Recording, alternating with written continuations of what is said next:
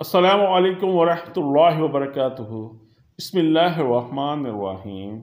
ضرورت برائے امام مسجد۔ امام مسجد کو ان خصوصیت کا حامل ہونا چاہیے: ضروری تعلیمی کوائف: 1 2 لباس سادہ ہو، 3 روٹی کم کھاتا ہو،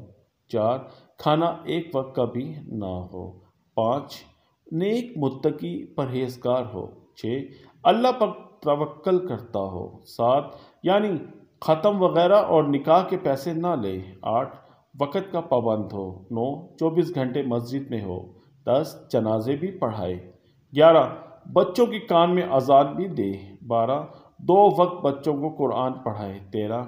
کوئی بیمار ہو تو اس کی تیمارداری بھی کرے، 14 کسی اور جگہ کوئی کاروبار نہ کرے اور ٹیوشن بھی نہ پڑھائے، 15 مسجد کی صفائی کا خاص خیال رکھے، 16 سر پر امامہ باندھ کر رکھے، 17 کسی بچے کو سزا نہ دے، 18 ہر نماز کے مقررہ وقت کا پابند ہو، 19 ہر اس آدمی کی گھٹیا باتیں بھی سنے جس کو گھر میں دوسری مرتبہ سالن شناختی کارڈ دکھانے پر ملے،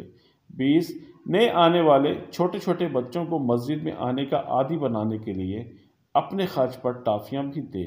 21 جمعہ میں ولولہ انگیز شاندار خطاب کرے، 22 اپنی جائز ضروریات کے لیے بھی ٹرسٹیان محترم سے اجازت ضرور لے، 23 تمام اہلیان محلہ کی سنے مگر اس کی کوئی بات نہ سنے، 24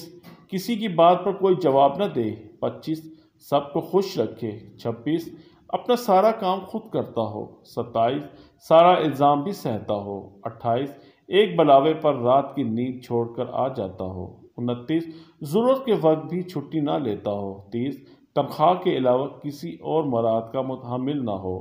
کمر توڑ مہنگائی کے دور میں پرکشش تنخواہ 8 یا 10 ہزار۔ لمحہ فکریہ: پھر کہتے ہیں ہم پریشان کیوں ہیں؟ وارثین انبیاء کو پریشان کر کر بھلا کوئی سکون سے رہا ہے؟ پورا پڑھنے اور سننے کا شکریہ۔